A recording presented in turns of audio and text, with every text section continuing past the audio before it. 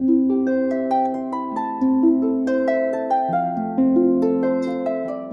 Anglo-Saxon period in England has been portrayed countless times in film and text. The period lasted for 600 years, from around 410 to 1066, and in that time Britain saw many changes. The great stone Roman structures of the past were replaced with wooden ones, and people lived by a harsh, sometimes brutal code. Known as the Dark Ages, the technologies of the past were forgotten, and Britain was a warring country, often invaded by the Germanic tribes from across the North Sea. These tribes were the Jutes from the mainland of modern Denmark, the Angles from an area that connects modern Denmark and Germany, the Frisians from northern Holland and western Germany, and the Saxons from an area of northwestern Germany. These tribes set up kingdoms, appointed kings, and continued to war amongst each other. These times also served to forever change and shape Britain and the English language.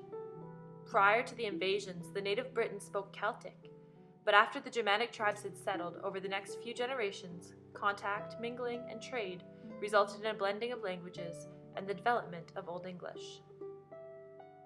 The effect of this can be seen by looking at a language tree. English is a Germanic language, sharing more with German, Dutch, and Danish than the Romantic languages of other neighboring countries. While over the years, words have been adopted from other languages, but the bulk of English in our grammatical structures come with the history of the Anglo-Saxon period. Despite, or perhaps because of the bloodshed of this time in history, it catches so much of our imagination. These Germanic settlers ruled through a harsh and honest creed. Honor was paramount, and the epic ballads were told of the great heroes of the time. Being an oral culture, much of the vast body of literature has been lost, but a few stories and poems were transcribed by a separate group of people, a group of people we will explore in more depth.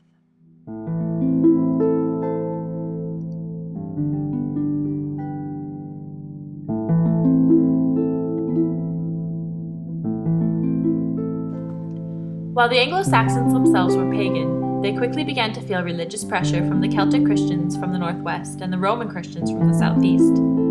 In 596 AD, Pope Gregory sent missionaries to the monks to try and convert the Anglo-Saxons, and over the next 100 years they were converted to Christianity.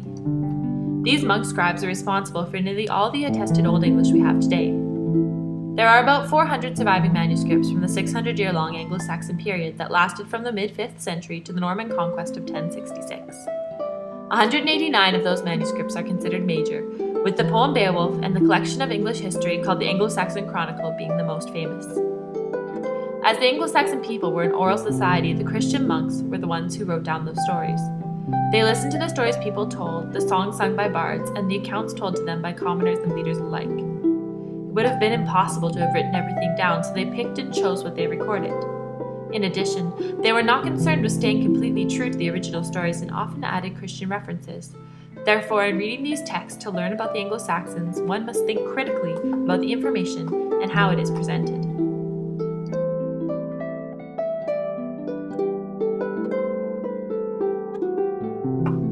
King Hrothgar, ruler of the Danes, is troubled by the rampages of a demon named Grendel. Every night, Grendel attacks King Hrothgar's wealthy mead hall Heorot, killing Danish warriors and sometimes even eating them. Hrothgar was a great warrior in his time, but now he's an old king and can't seem to protect his people. Fortunately, a young Geat warrior named Beowulf travels to Heorot Hall from his own lands overseas to lend a helping hand, literally. After explaining that he owes Hrothgar a favor because Hrothgar helped out his father, Beowulf offers to fight Grendel himself. King Hrothgar gratefully accepts his offer. The next time Grendel attacks Heorot Hall, Beowulf is waiting for him. Choosing to fight the Grendel in hand-to-hand combat, Beowulf wrestles the demon into submission and eventually tears off his arm at the shoulder. Mortally wounded, Grendel flees into the wilderness and dies. Beowulf, Hrothgar, and their followers throw a wild party to celebrate. Hrothgar also gives Beowulf many presents and treasures to reward him for his heroic defeat of the demon. That was the first part of the story of Beowulf. He goes on to have more adventures, battling Grendel's mother and even a dragon. But even looking at this first part, we discover a lot about the culture that told the story. We can look at it in many different ways. Firstly, by looking at the hero, we can infer his positive character traits were those valued in Anglo-Saxon society. Beowulf is brave, honorable, respectful of his ancestors, and a great warrior. He believes his good deeds and great victories are his means of immortality. In telling of his stories, he will be remembered. In addition, the monstrous threat of the Grendel attacking, coupled with the general sense of foreboding and doom present through the work, may represent the constant threat of invasion from other peoples. The Anglo-Saxons were warring tribes, and the threat of the unknown coming and attacking your mead hall could be a very real one, while Hrothgar's age at this time could have been a very real weakness. The text can also be used to learn about the various literary techniques in Anglo-Saxon literature. As many of them have been used since, we will focus on kennings, which are unique. A kenning is an elaborate phrase that describes persons, things, or events in an indirect way. For instance, a whale's home rather than sea, or a breast hoard rather than saying heart. In addition to what we can learn about the literary techniques and values of Anglo-Saxons, we learn a lot about the people who chose to write down the story. If you look closely at the passage, you can see the additions the monks made. Take the following description of Grendel.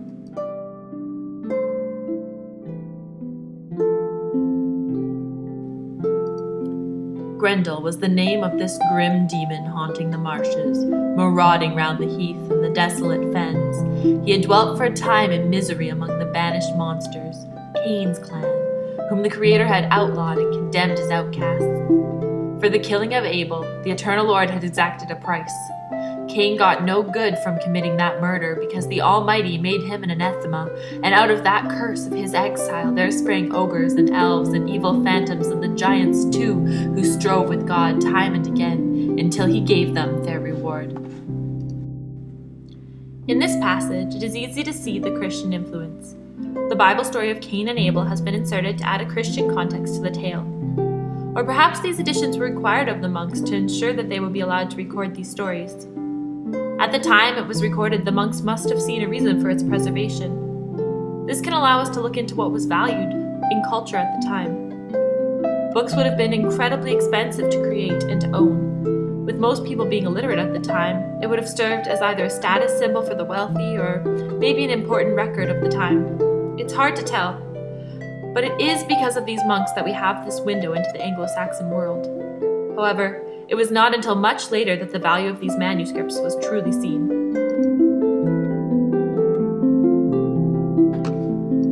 There is a stark contrast between the literature saved from the Anglo-Saxon period, about 400 manuscripts in total, to the literature we have saved today. Anyone and everyone can have a voice, and it's recorded online, possibly forever. The idea that the manuscripts the monks chose to record represented the very best literature of humanity at the time makes me wonder if today we aren't saving some of the very worst, and wondering, how will we be remembered? The rich detail of texts like Beowulf provide a window into the Anglo-Saxon world in which warriors were ever embarking on quests and fulfilling social and religious duties in that process. The story of Beowulf, however, is known from a single manuscript dated to about 1000 AD. Known as the Nowell Codex, it is owned by private collectors until being procured by the British Library. Due to its age, it is in poor condition and parts have been lost. Today, transcriptions, translations, and digital images are used in its interpretation. Being arguably one of the greatest pieces of Anglo-Saxon literature, has survived in a single manuscript, and its influence on literature and culture is more recent. A single manuscript forgotten for centuries has given us an invaluable window into the past. What will the ability for everyone to have a voice say about our time? Will it result in a more equal story? Or will we simply have too many records to possibly sift through? I think a shift in the way we explore texts has been changing.